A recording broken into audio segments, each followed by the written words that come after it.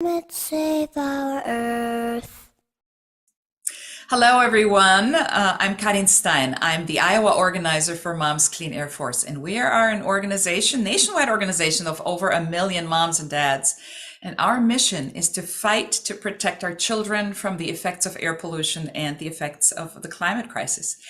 But the subjects we talk about are wide-ranging and diverse, and we have the honor of inviting friends, colleagues, people we admire. And today I would like to start a little series that I'm putting together that blends Women's History Month with the month in which we celebrate Earth Day. I don't like to separate things. I don't like to say on Women's History Month we talk about women, and on Earth Month we talk about the earth and our problems, because humans combine what they do. Humans are multifaceted, and so I like to combine things, and that's our conversation today. Lori Erickson, welcome. It's a joy to have you on the program again. You have been on our Moms Clean Air Force programs in the past. And why don't you please introduce yourself and tell us a little bit about what you do? Well, thank you for having me, Karin. It's always a delight to be with you and to be part of your programming and your wonderful organization. So I live in Iowa City, Iowa, and I am a writer. I write books that all deal in one way or another with the intersection of spirituality and travel. I'm also a deacon in the Episcopal Church, though my spiritual path ranges widely, actually, and I try to reflect that in my writing. I'm also the mother of two adult sons who I adore. And what else would I say? I think that the older I get, the more I realize how all of us are a product of the rich earth in which we are rooted, and protecting that and nourishing that and helping other people to appreciate it is part of what I try to do. I love that. And I love that about you. I've known you for so many years, and your spirituality infuses everything in a very encompassing way, even in your friendships. And I have just felt very enriched by your world vision. As a woman, do you think that being a woman influences how you view your community and how you interact with it? Mhm. That's a very good question. It's a complex question too. I would say it definitely does. I think of one of the things that I've long been fascinated uh, by in my explorations of spirituality in different cultures around the world is this idea of the divine feminine, the ways in which the spirit is manifested. It comes in many different boxes, and sometimes it comes in a box that is expressed through female energy. And so, the Virgin Mary or various goddesses in different traditions, the Virgin of Guadalupe in Mexico.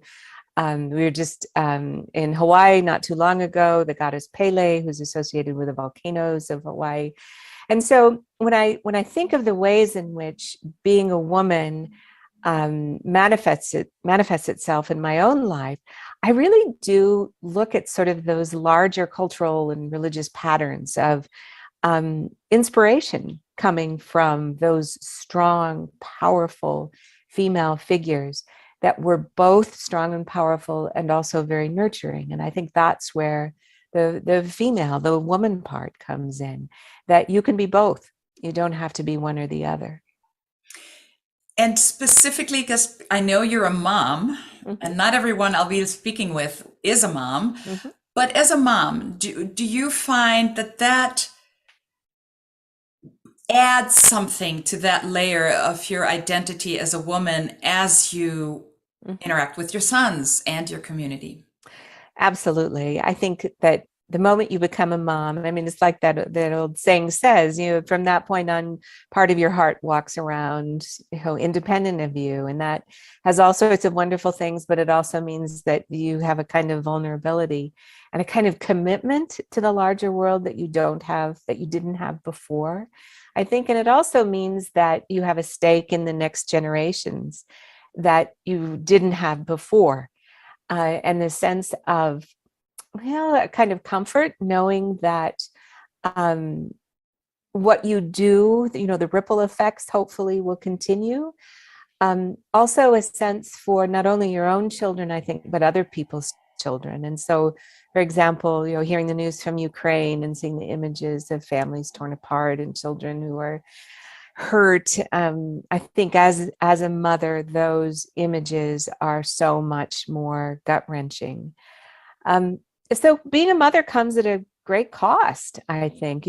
Deep joy, deep meaning, deep vulnerability, your capacity for being hurt and hurting is much greater because so much is beyond your control. But I wouldn't trade it for anything. So I agree. As a mom, I agree. yeah. And you started talking about the future generations. Let's move into that. What are your biggest concerns for our future generations? And what do you think we can do about those concerns? And what are you doing? What is your family doing? Tell us a little bit about that. Mm-hmm. Well, these issues are so large and complex, and it is hard to know how we can have an effect. And I so admire the work that you and your organization is doing on climate change issues. I must say, in terms of my own particular corner of the world, the environment that I have become increasingly concerned about, because it really has a direct impact on me, is water quality issues. We had been mentioning before we started our interview, my husband and I just got some kayaks, and we've been on the water in various ways before, but even in the limited amount of kayaking that we've done since we got those new kayaks, it is startling to see the quality of water in riverways in my home state of Iowa. And I love Iowa. And I knew about some of these water quality issues, but I have to admit it was sort of startling to see it up close, especially because we've kayaked and traveled in other parts of the country where the water isn't so polluted and so full of things you don't want to have in there. So I feel a new commitment to try to work on water issues. I would also say that in my work, it's part of this focus as well. So the new book that I'm working on is about spiritual sites and experiences in the United States. And every chapter is focused around a different theme, like sacred water, sacred air, sacred stone, sacred animals. And so it's a description of a trip to a place, but it's also then a meditation on that. And it's really been a powerful experience to get the chance to think and meditate and read about all of these different things. So sacred water, for example, all the ways in which different traditions around the world have viewed water as sacred, have used it as a vehicle for metaphor in rituals, as a way of expressing things that aren't easily expressed in words. Mm-hmm. And I mean, it's just one more reason among many that we should cherish this world that we have, because it is sacred, and we need to treat it with respect, not only for functional reasons, but also because it's the wellspring of our spirit as well. Yes, I agree. And you touched upon something very simple but fundamentally important. You talked about getting kayaks and getting out onto the water. I think a lot of our problems come from not being in touch enough directly Mm-hmm. with this earth that we are affecting. Mm-hmm. Mm-hmm. And it doesn't matter if it's, since I'm the Iowa organizer, I'm very well familiar with the fact that except for some regions in Iowa, water is our biggest issue. There are issues like in the Muscatine area where air quality is affecting entire generations in a community, and it's tragic. But as a farm state, Iowa has more water problems that are directly visible. But of course, as we know, even the wildfires in the West are affecting air quality in Iowa, and we need to be concerned about what happens with the wildfires, even if they're not happening in Iowa. But your point about going out onto the water, if we stay in our homes, if we don't go out, if we aren't in touch with this natural environment, we don't know what the hurting points are. We don't know where the pollution is. And one thing that ties together all of these forms of pollution, whether it's air or water or anything else, environmental justice. I mean, think about all the families who, for example, I'm thinking as a Latin American, I think particularly about Latinos and Latinas who in Iowa, after the winter, are so anxious to get out and be on the water. I see multi-generational families of Latinos, Latinas, and Asian families who spend entire weekends on the water. Their children are playing in the water. They're eating the fish that they fish out of the water. And it becomes an environmental justice issue because who is taking care of the health of these people who least know what goes on in the water and are most affected by it? So whatever we look at, so let's get out there. Let's be in our environment so we don't lose the connection to it. Lori, you can't care for what you don't love. You can't see what you don't see either. You know, it becomes an abstraction, and that's dangerous when we let things slip into abstraction. Right. Lori, you're so amazing at pulling things together and conceptualizing. Are there any thoughts you'd like to leave us with in this short conversation? I think that working on this book that I've been working on, where I've really had the chance to, as I said, think about things like stone and air and water and fire.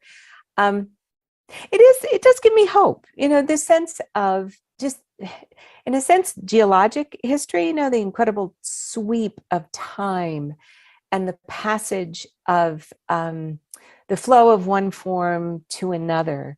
And so, while there are all sorts of things to be concerned about, sorts of things to work at, I just think there's tremendous regenerative power and hope that we need to also keep in mind. That I think the heart of spirituality is actually paradox, keeping two ideas that seem contradictory in your mind at the same time, kind of ballet dance with them. And I think that that's really important to keep hope alive. And so I know you're trying to do that, and I'm trying to do that in my corner of the world. And so hopefully, other people will be carrying that message along as well. Absolutely. Onward every day, because this is what we do. Yes, this is what we do, one foot in front of the other.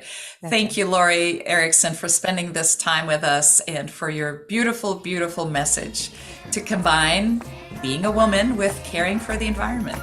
Take care. Thank you, Karin. I enjoyed talking with you.